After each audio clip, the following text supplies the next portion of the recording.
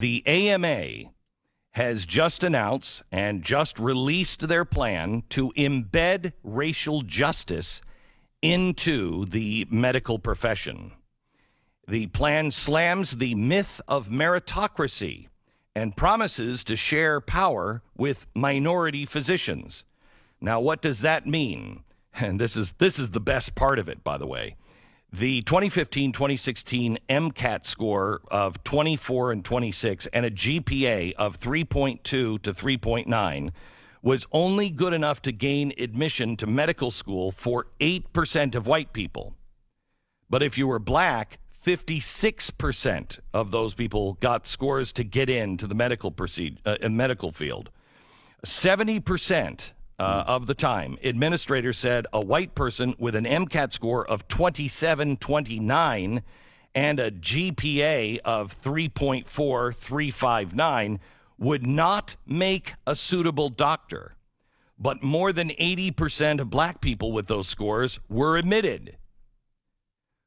So, wait a minute. I'm all for, standing up against racism. But I want the doctor. I don't care if he's half hippopotamus. If he's the best surgeon, that's the one I want.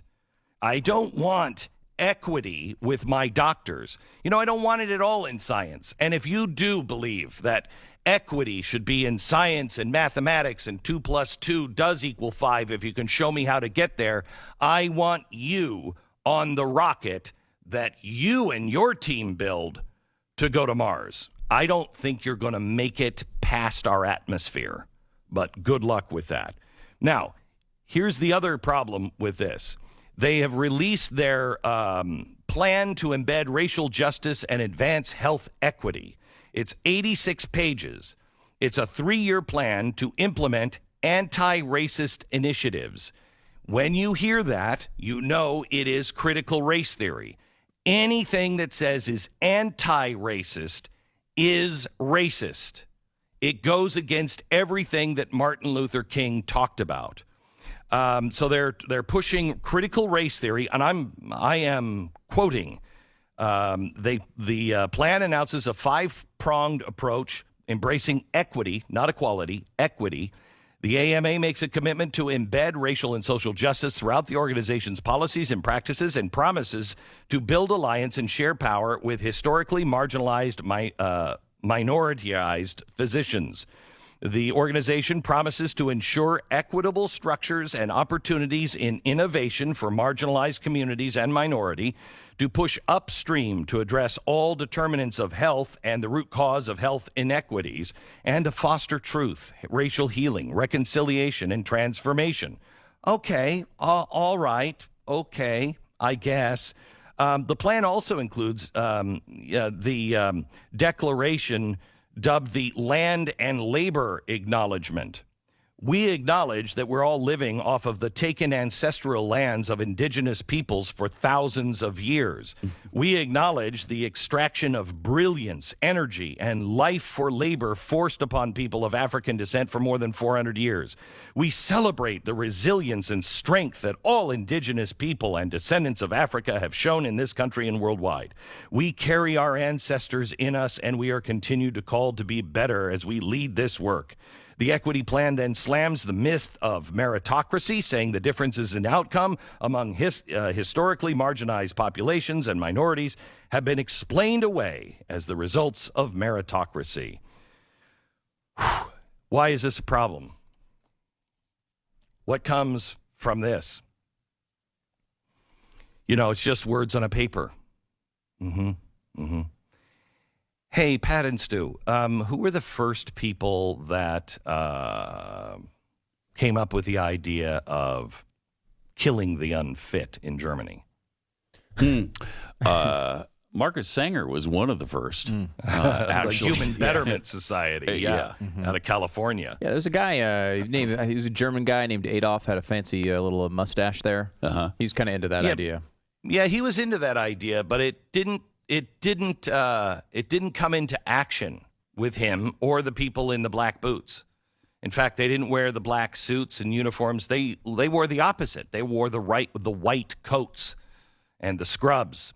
It was the doctors and the nurses that began the horrors of the Holocaust. The doctors and the nurses. And they were all convinced they were doing the right thing. Yeah, it was baby. What was his name? I think Nauer is the... Yeah. Nauer, I think. Yeah, baby Nauer. Tell the story, Pat. I believe he was born horribly disabled.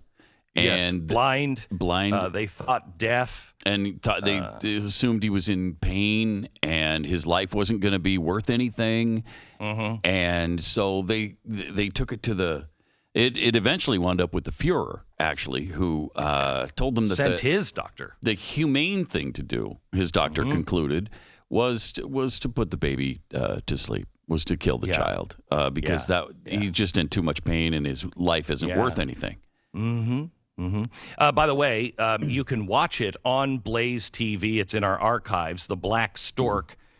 There's only one copy of this, strangely. This film that was made in 1918 or 1917. Oh, who was in office at the time? Oh, Woodrow Wilson. It was a movie that was shown everywhere across the country, and it's called The Black Stork.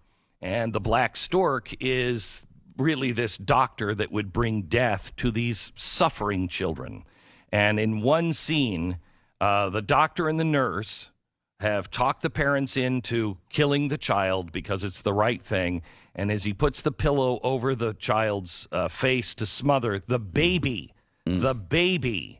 Jesus appears and comforts the doctor and the nurse. This is where we are headed if you allow this craziness, this insanity of critical race theory, of the world is upside down. And I am telling you, we are on the same road. Doesn't mean we end up at the same place, but the likelihood of getting to the same place has just increased dramatically. Doctors, do not allow this. Do not allow the AMA to do this. You must speak out. You are going to be surrounded by people who will give preferential treatment based on color. You would not do that now with black people or Hispanics. You would not say, well, I got to take care of this white person over here. They come first. They're my main priority. We would never do that, nor should we. We should never see color, but that is called racist today. And don't forget the things your mother and your father taught you. Don't forget the things that Martin Luther King said and did. He was right. You know that's right. This anti-racism stuff is evil.